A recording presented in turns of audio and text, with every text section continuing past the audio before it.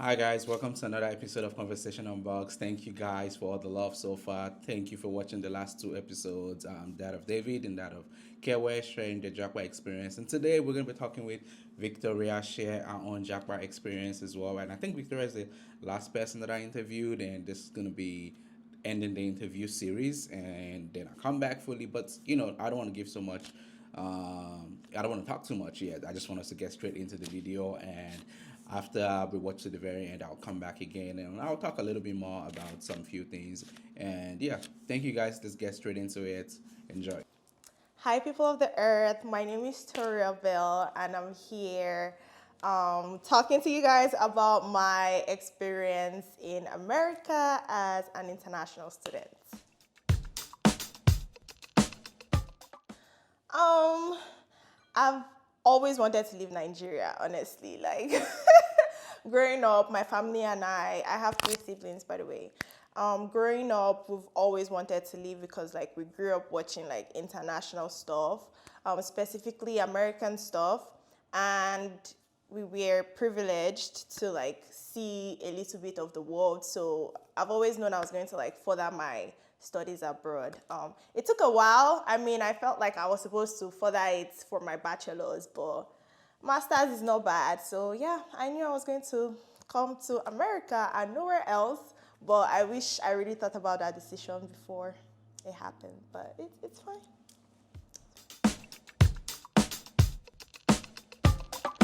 Okay, so in terms of emotionally, I was happy because I mean I knew I was going to come, like I wanted to come. But unfortunately, the first time my visa was denied, which was weird, but I'm guessing it was because of my home tie. But emotionally, I feel like one thing that helped me was the fact that I already like visited here, so I knew what it was in real time.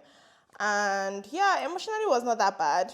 I wanted it, so that was fine. In terms of financially, my dad was a huge part of that decision. Like he handled it, and I'm thankful to God. But unfortunately, that time like $1 was like 700 naira, so it was a lot. It was a lot taking, and like that was when the banks literally stopped giving out dollars and stuff. So like the whole exchange rate plus my school fees and everything crazy. But I'm thankful that my dad handled it.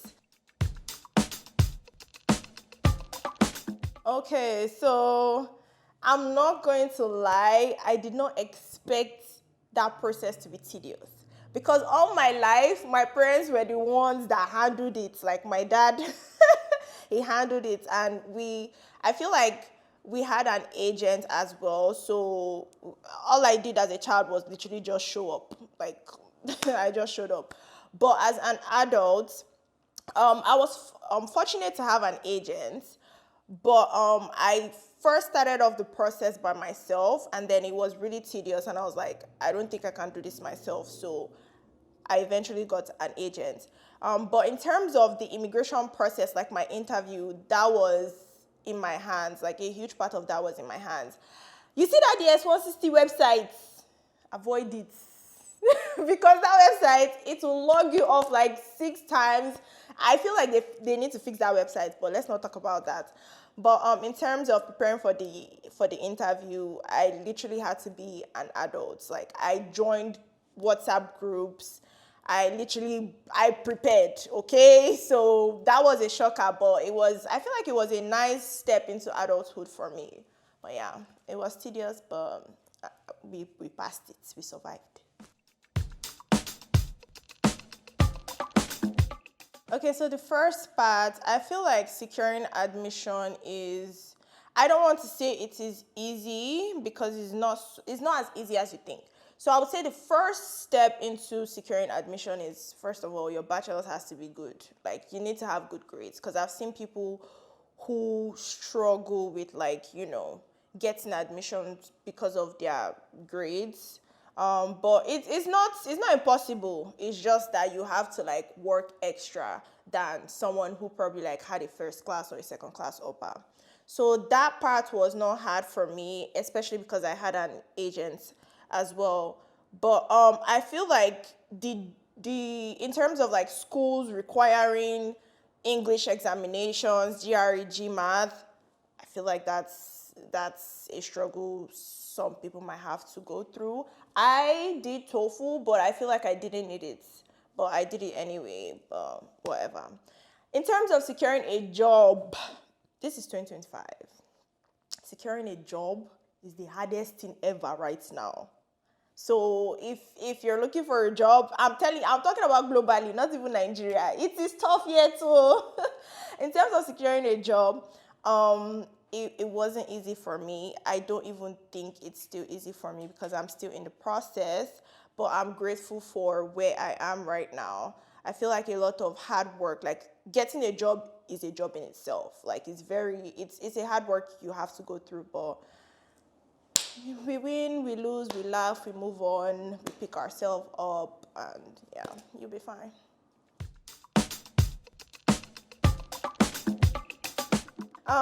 First of all, it's a culture shock. I mean, like, obviously, because even when you watch these movies, there are things that happen that like you don't expect from or there are things that happen that doesn't happen in your home country.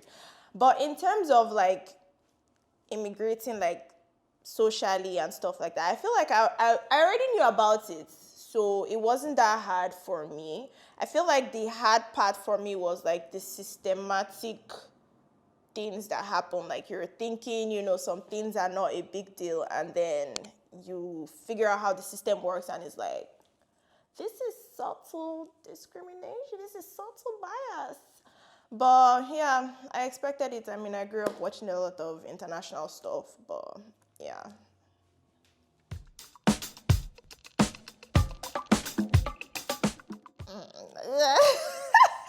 I always liked, I don't know, this type of questions.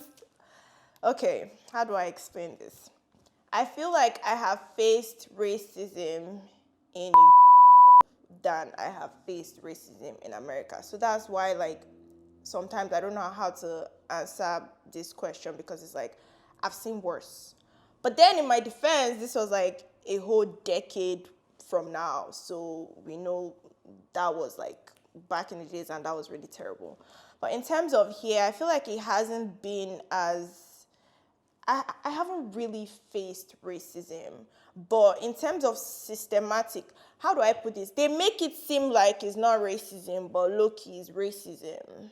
I don't know how to explain. I don't know if you understand that, but I can't really complain because I've seen worse somewhere else. So it's like, not really. I can't really say I have an experience, and at the same time, I can't really say I don't have an experience. So.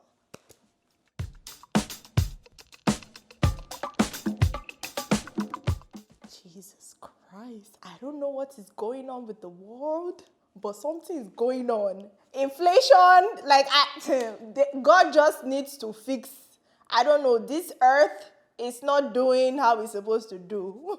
Or at least this adulthood, I did not expect all of this. Maybe that's why now they are looking into Mars.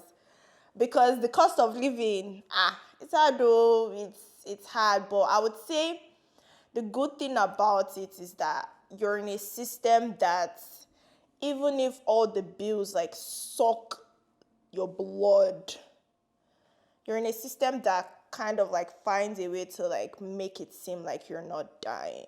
So the cost of living is tough, but you'll be fine. Other people are fine. You just have to persevere, keep working. Let me give you the motivation that they keep giving me. You don't give up. Don't give up. You don't have a choice. Just keep moving, even though you don't know where you're moving. Just, what's that mean? Keep bombing. Just keep bombing.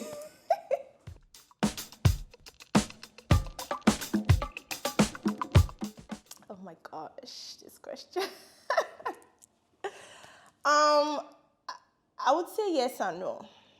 Yes, because I feel like I've lived a life that I would have never lived if I did not immigrate or move here. I feel like my experience, the people I've met, the life I've lived, like this is my first trial at adulthood. So I feel like it's a lot to unpack, right? But I won't lie, I've had more bad days than good days. But at the end of the day, I am grateful for the experience. In terms of the other side of things, I'm not even where I want to be, but we keep moving, so I can't really say don't come. Like, I feel like the experience in the end is worth it. Like, to be able to see the world differently, I feel like everyone needs to live that life. It might not go as you plan, but it's worth doing, because at the end of the day you're going to die, so might as well just do it before you die and know that you lived a life with a bit of an experience.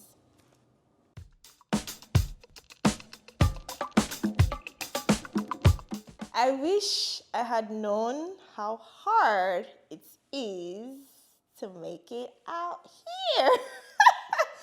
Because I'm telling you, as a Nigerian, I mean, there are so many things wrong with our country, but our country is not the only country that has issues. So I feel like I wish I knew the American life, because coming here, I was in the Lulu land.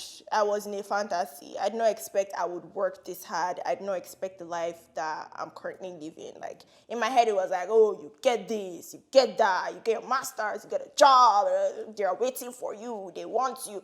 Nope. It's not like that. The same hustle you're hustling where you are from is the same hustle. You will still come here and hustle. So I feel like someone should have told me, because like the way people talk about Japa, the way your life is going to like 180, you are going to be in heaven, everything is sweet. I wish someone would have told me, okay, look, like all of those, Lulu, like calm down. You're still going to put in work. It's not easy, but you'll be fine. So I wish someone could have just, held my hand and told me that. So that's all I have to say.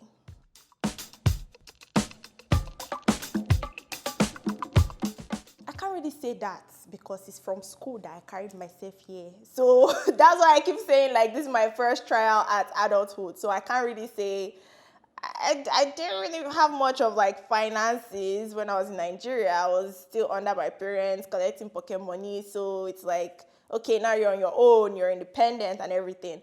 But I'm not going to lie, I like being independent. So I like the fact that like I'm an adult now, I'm making my money, I'm managing my life, my finances, everything myself. I like that for myself. But yeah, that's my opinion, that's my take, that's my 2 cents.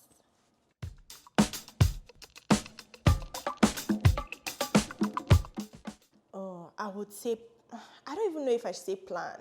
Because even if you plan this life, you can plan for A, B, C, and you see E, F, G. So, but I would just say it's better to plan than to not plan.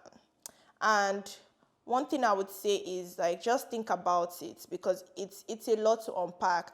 And one thing you should prioritize is community. Like, I feel like that is also what has helped me in my journey. I've been around people like me, people that know my struggles, international students, right? Like, we all know, okay, we're on F1, OPT, So that's what I would say. Like, I'm not saying it's not possible for you to make it, or like come to or go to a country that you don't know anyone. It's possible, but when you know someone or people, like, it just helps reduce some stress that you have to go through. So I would say plan, go find a community, always like work, like that should be your target, because at the end of the day, like, it's only people that are going through what you're going through that will understand your situation and would be the best people to like advise you and things like that.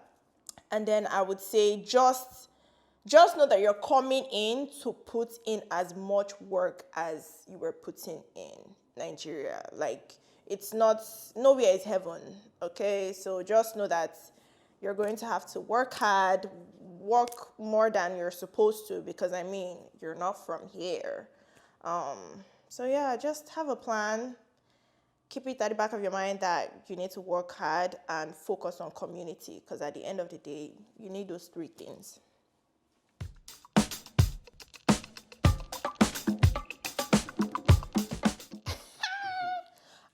This is this is a very interesting question. that I don't even know if I can answer. I'm looking towards returning back, but not like I don't know how to explain it.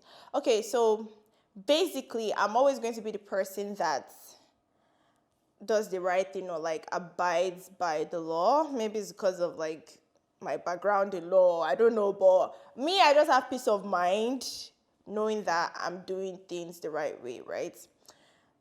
Most people don't jackpot and then go back. At least not recently. Before it wasn't a big deal because things were still better than it is right now. But I would say and also because like you've put in so much, like think about the money, think about everything, like you've lived here for like how many years, and now you know who would want to go back. So I don't know, even if I go back, that like the plan is not to be there permanently. I mean, that has never been my goal. I've always wanted to like live abroad, so I cannot say that I would permanently go back to my country, but at the same time, if it comes to that and I don't have a choice, I'm going to do what is right. So, yeah.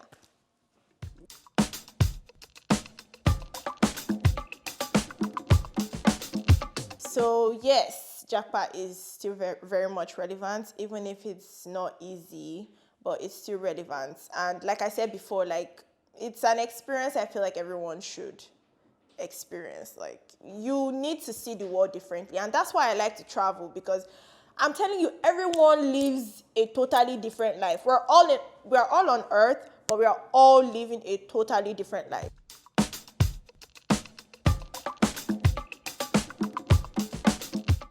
Yes, I had fun. I'm a content creator and I like to talk to the camera. So yes, I had fun. You guys should like, subscribe, and comment. And I hope you loved watching me as much as I loved talking. All right, thank you guys so much for watching to the very end. I appreciate it. Like I said at the beginning of the video, this is the last person I interviewed, and now we're just gonna have conversations around some of the things that I've highlighted. But yeah, I just appreciate you guys' love and support thus far. Thank you for watching this particular video to the very end. Please do like, subscribe if you're new to the channel as well. I have more interesting things coming up for us to talk about. I'm also going to be sitting down with a couple of people in the next couple of episodes again, just having good gist and good conversations. And yeah, thank you guys. Please do not forget to subscribe or comment in this particular video. I appreciate it. Thank you guys and see you in the next video. Bye.